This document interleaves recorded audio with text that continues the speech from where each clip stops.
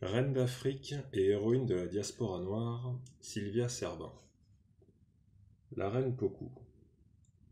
Il y a longtemps, vivait au bord d'une paisible lagune une tribu où les hommes étaient vigoureux et les femmes joyeuses. La plus valeureuse de toutes était Abla, la princesse Pocou. Mais des ennemis nombreux, comme des fourmis maniant, les forcèrent un jour à abandonner plantations et lagunes poissonneuses. La forêt de ces épines déchirait leurs pagnes et leur chair. Il fallait fuir, toujours fuir, et Abla Pocou ouvrait la marche, portant son enfant sur son dos. Ainsi commencent l'épopée mythique que se transmettent depuis des générations les Ivoiriens de l'ethnie baoulé, en hommage à celle qui conduisit l'exode de leurs ancêtres sur le chemin de la liberté. La princesse Pocou est née au début du XVIIIe siècle, à l'ombre d'un illustre parent, son grand-oncle le vénéré Osei Tutu, fondateur de la puissante confédération Ashanti originaire du Ghana. C'était un peuple de riches cultivateurs et d'artisans, réputés qui excellaient dans le travail de l'or et du bronze, ainsi que dans la fabrication de meubles sculptés en ébène. Avant son unification, la région vivait une instabilité chronique due aux antagonismes opposant des groupes culturels différents ou des cités-États détentrices de ressources convoitées. Les armées s'entrechoquaient régulièrement à la suite de tensions politiques ou de différences stratégiques. La palette était donc large entre les conflits dynastiques entraînant le départ de ceux qui s'estimaient lésés, les luttes pour le contrôle des mines d'or, ou encore des tentatives de mainmise d'un clan au détriment d'un autre sur les circuits commerciaux de la cola. L'embrasement pouvait aussi venir de la volonté de certaines chefferies de s'affranchir d'une suggestion trop despotique. D'autres encore manifestaient par le recours aux armes leur refus de s'acquitter de lourds tributs annuels exigés par une tutelle vorace. En outre, favorisés par ce climat de trouble, les chasses à l'homme entre groupes adverses se multipliaient pour alimenter le trafic négrier contrôlé par les Européens. Une insécurité permanente donc, qui donna lieu à d'importants mouvements de dispersion de populations civiles qui, harcelées de toutes parts, fuyaient en quête d'une nouvelle terre d'asile représentant leur ultime espoir de survie. Empereur charismatique, Osei Tutu mit fin au désordre en unifiant les turbulents roitelets akans qui durent s'incliner devant sa supériorité. Grâce à la vente d'or aux comptoirs européens installés sur la bande côtière du pays, il s'était doté d'une puissance de feu moderne qui allait lui permettre de faire entendre raison à ses voisins.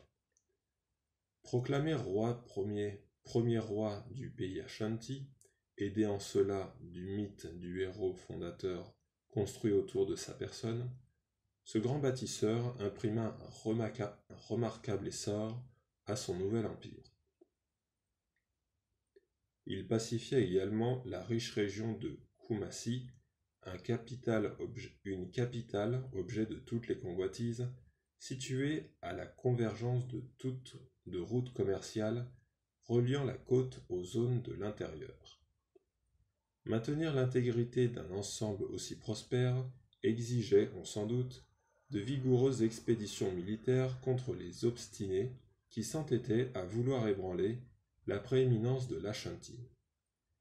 Vers 1720, Osei Tutu fut victime d'une embuscade tendue par la tribu des Akim voisins, alliés un jour, rebelles le lendemain.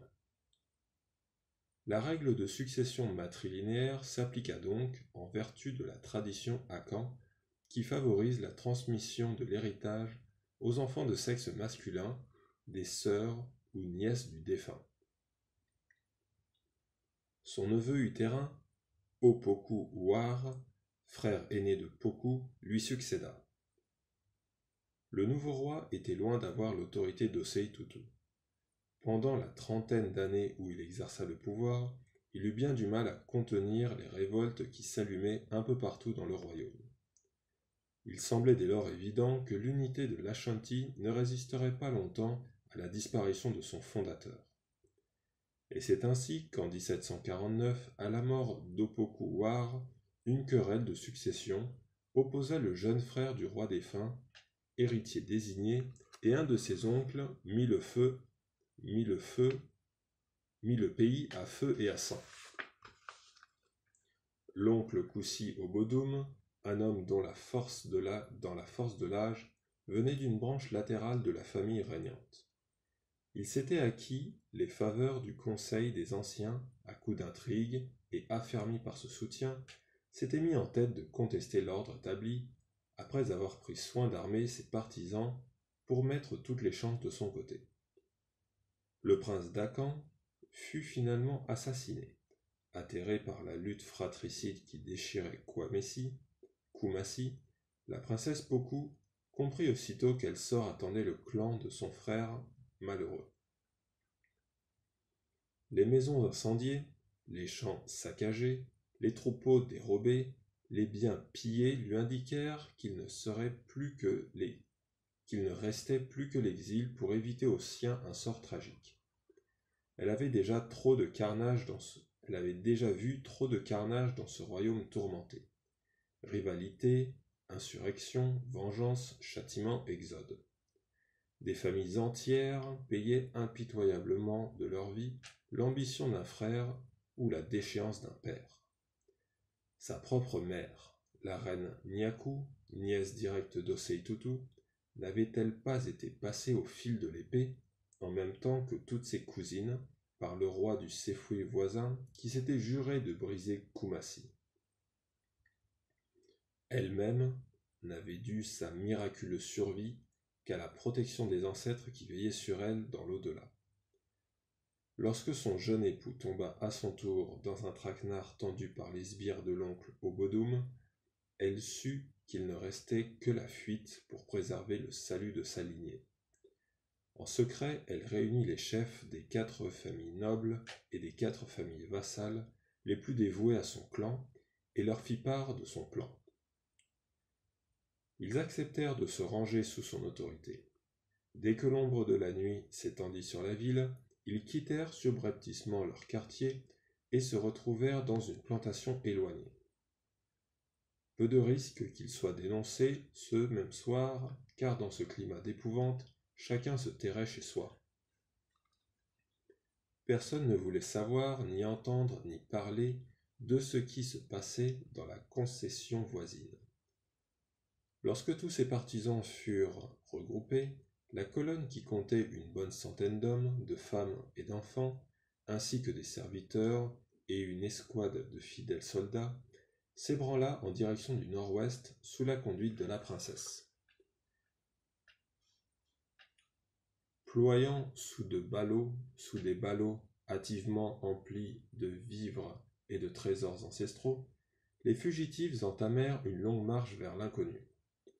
Hébétés par des nuits sans sommeil, ils entrèrent dans la brousse pour chasser par les insectes et les moustiques vecteurs de mort qui pullulaient en cette saison des pluies. Ils avançaient à perdre haleine, pétrissant de leurs pieds nus un humus épais et répugnant qui leur emprisonnait les chevilles. Surtout ne pas ralentir le pas afin de conserver l'avance acquise sur l'ennemi.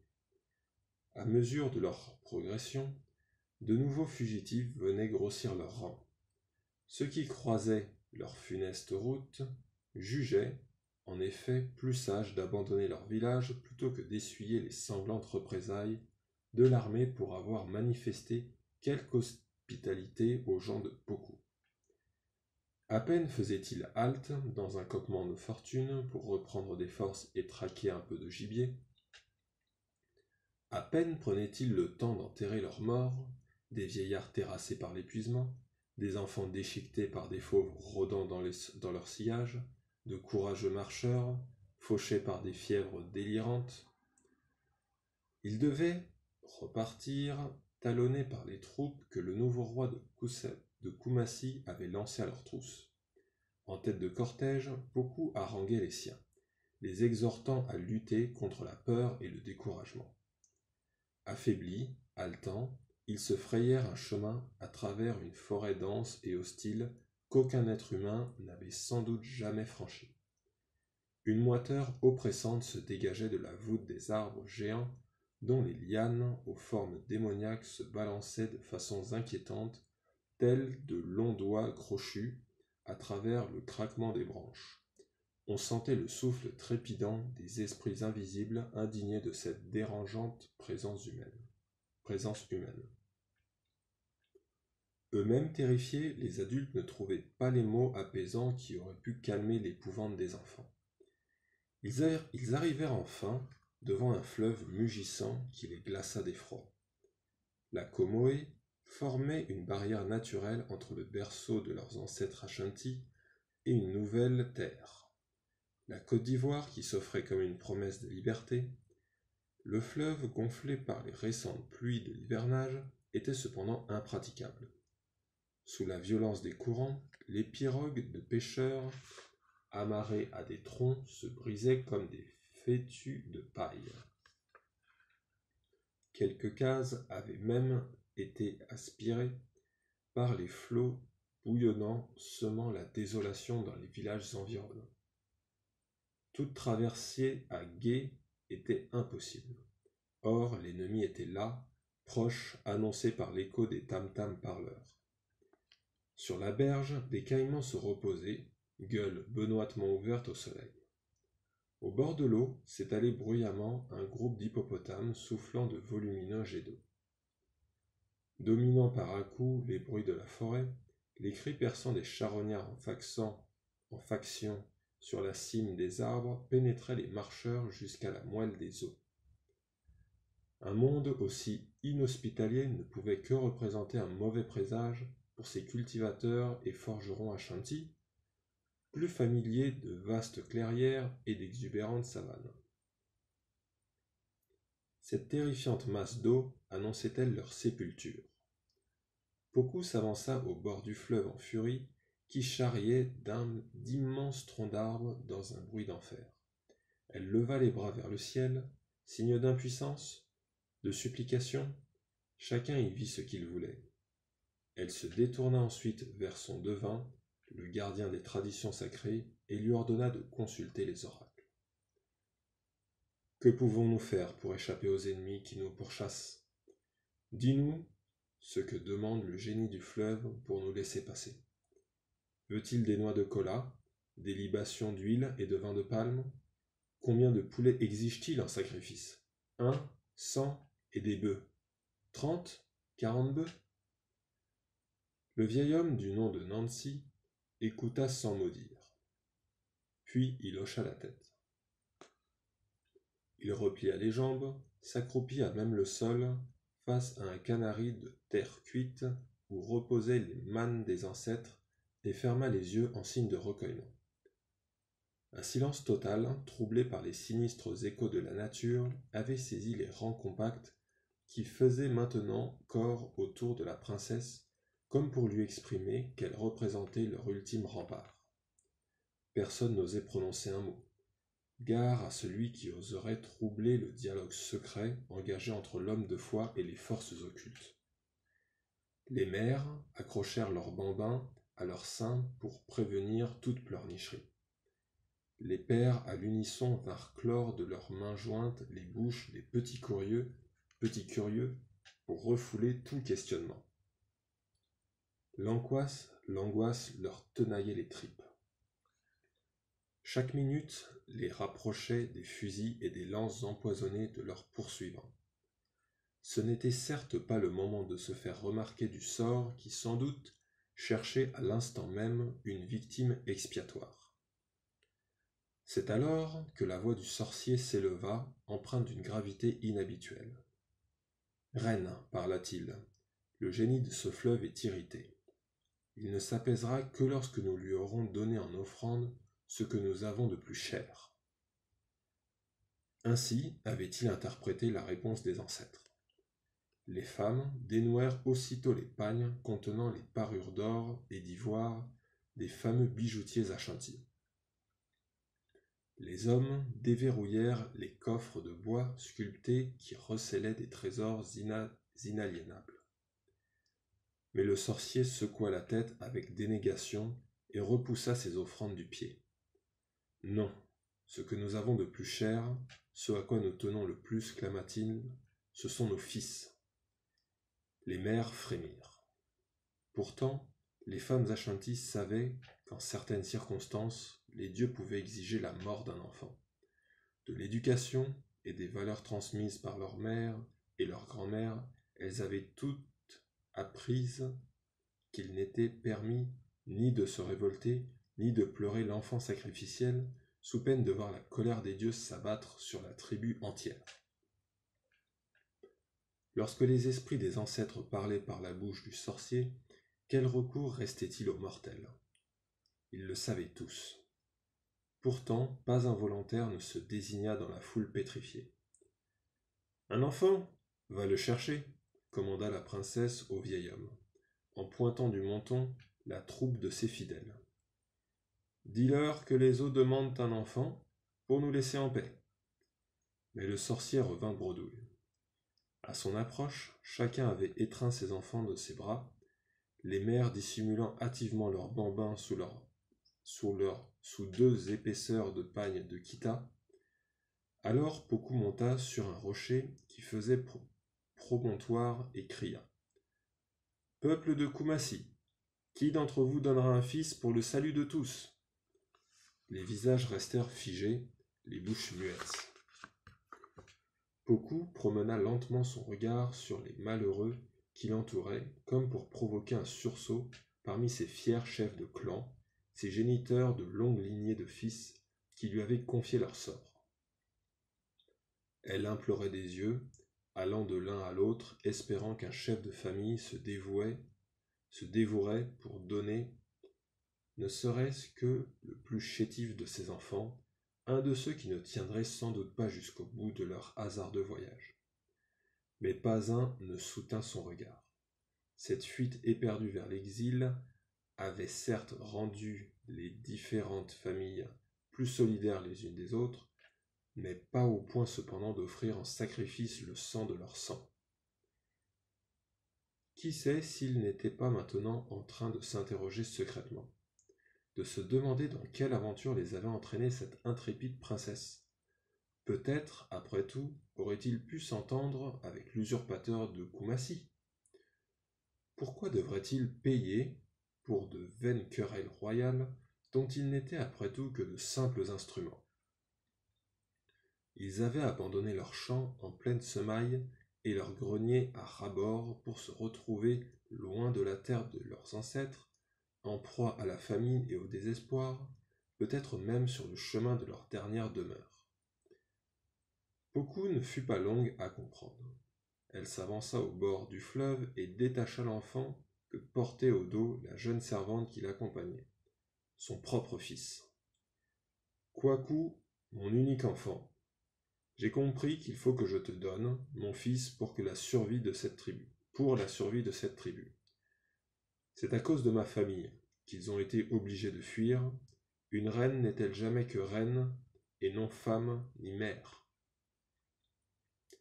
Son esprit s'attarda un instant sur ces longues années d'accablement durant lesquelles son ventre était resté vide, sur ses compagnons dont il avait fallu se séparer parce que leur semence ne l'avait pas rendu fertile, sur les humiliations ressenties quand s'élevaient à son approche des murmures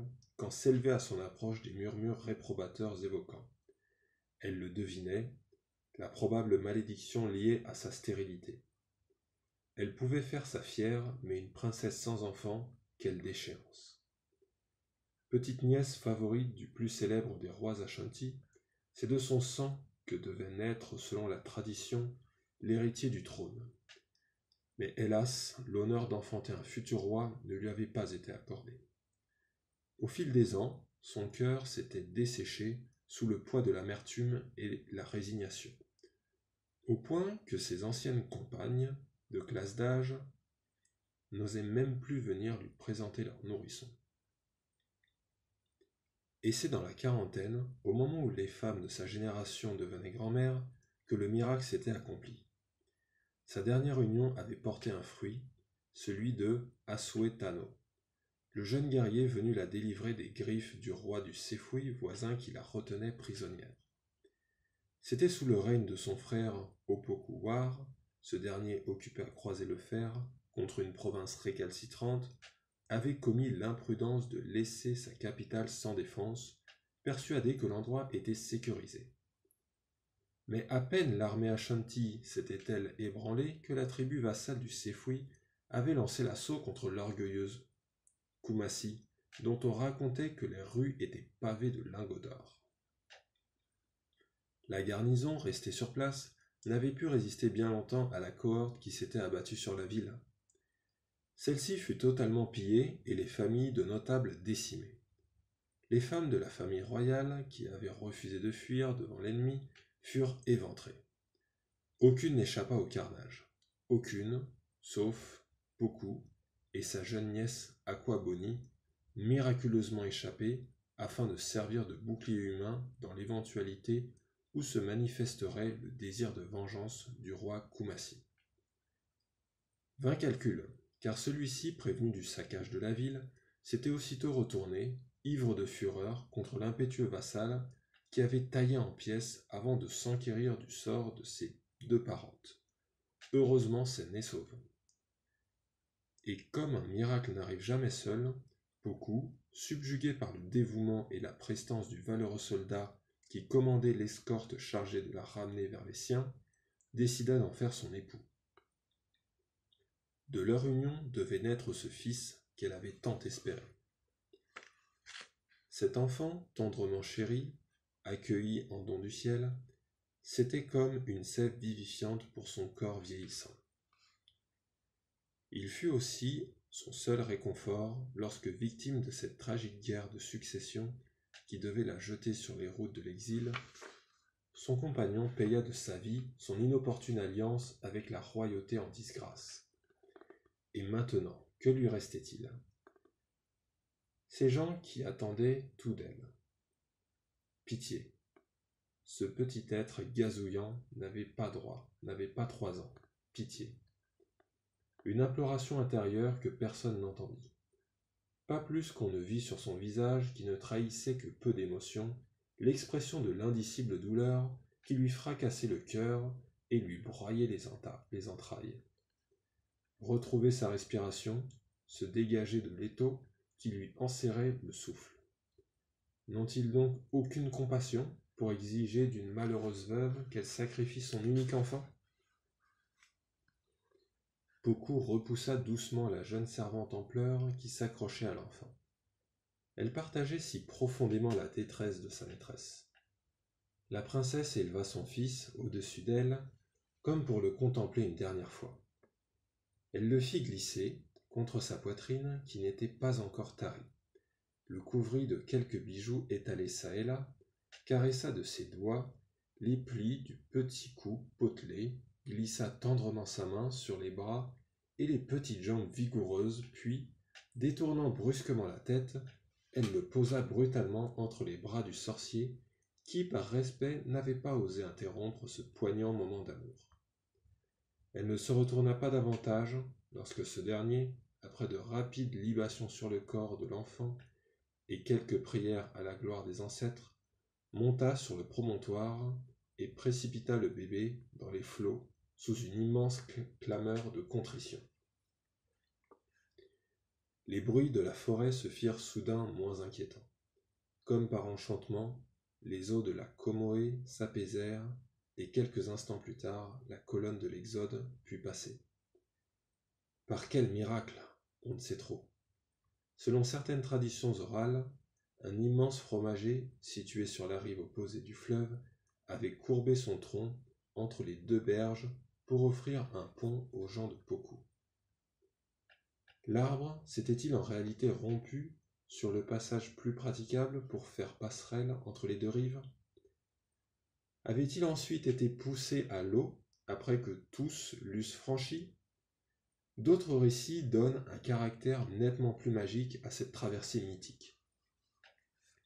Il rapporte que les hippopotames qui se baignaient dans le fleuve vinrent docilement se ranger flanc contre flanc entre les deux berges, offrant leur dos luisant aux 1000 pieds de la tribu en fuite. Lorsque le dernier des exilés eut pu gagner l'autre rive, on dit que le fromager se redressa d'un coup et que le fleuve reprit son bouillonnement furieux, stoppant la course des poursuivants ébahis face à l'inexplicable. Déjà oublieux du drame qui venait de se jouer, les fugitifs saluèrent d'une explosion de liesse leur incroyable victoire. Mais, lorsque désignant cette nouvelle terre, les dignitaires demandèrent à Poku que son sacrifice élevait désormais au rang de reine, de baptiser son nouveau royaume, celle-ci ne put que murmurer dans un sanglot « Ba-ou-li », ce qui veut dire « l'enfant est mort ». En hommage à son geste héroïque, les chefs du clan convinrent alors de rebaptiser leur ethnie du nom de Baoulé. Chassés de l'Ashanti, ils choisissaient de renoncer à leur ancienne dénomination qui, pour eux, appartenait désormais à un passé qu'ils préféraient oublier. Pour marquer la renaissance symbolique du peuple Akan sur cette terre de liberté, Poku décida de donner de nouveaux noms aux clans qui l'avaient accompagné. Un cérémonial où la parabole commandait la parole, elle commença par les familles vassales. Désignant un premier groupe connu pour son peu d'ardeur à la guerre, elle déclara « Les gens de cette tribu s'appelleront Atutu, les plumeurs. Désormais, ce sont eux qui plumeront mes poulets. Vous autres, lança-t-elle à l'adresse d'une autre colonne avachie par l'épuisement, vous qui avez mal aux pieds d'avoir tant marché et qui boitez comme si vous aviez des vers de Guinée dans les jambes, on vous surnommera Ngban, les vers de Guinée.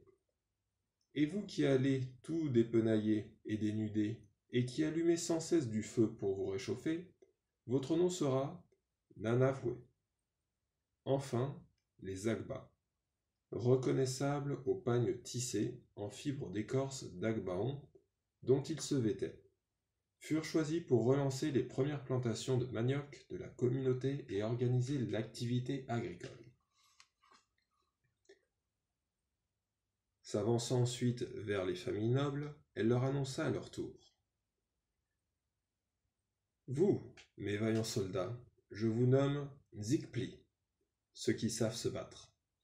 Et vous, qui êtes mon bras droit, sur lequel je me suis appuyé pour organiser notre résistance et notre exode, vous serez les Fafoué, les gens de la droite.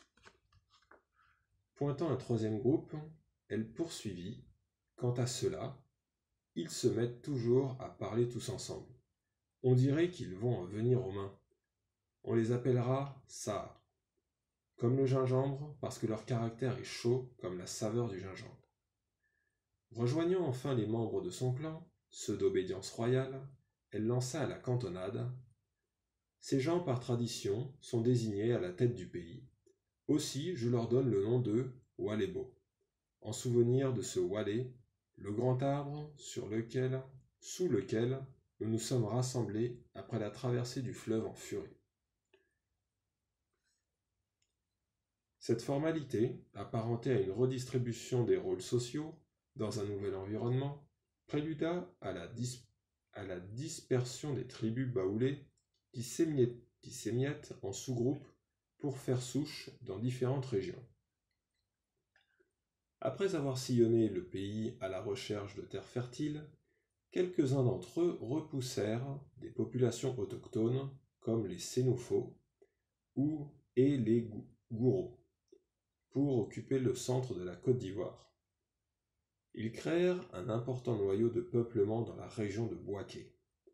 D'autres essaimèrent dans le reste du pays, tandis que le gros de la troupe, resté sous le commandement de Poku, poussa vers le bassin du fleuve Bandama, où ils se trouvèrent, un territoire bien arrosé et riche en minerais d'or. Pour ces forgerons Ashanti, la symbolique était évidente. Ils décidèrent de s'y fixer, en commençant par construire la paillote de la reine. Puis, les clans délimitèrent leurs possessions, montèrent leurs cases et créèrent peu à peu des embryons de nouveaux villages. Lorsque tout ce monde fut installé, vint le moment de rendre hommage aux ancêtres et d'implorer leur bénédiction pour ce nouveau foyer. En reconnaissance de l'abnégation hors du commun dont elles avaient fait preuve, les chefs de famille décidèrent que le premier acte social de leur communauté serait la célébration des funérailles de l'enfant de Poku. Et c'est ainsi que le berceau du peuple baoulé reçut le nom de Sakasu, c'est-à-dire le lieu de funérailles. Perpétuellement évoqué, honoré, raconté, chanté, ce sacrifice fit de Poku la femme la plus glorifiée de la région.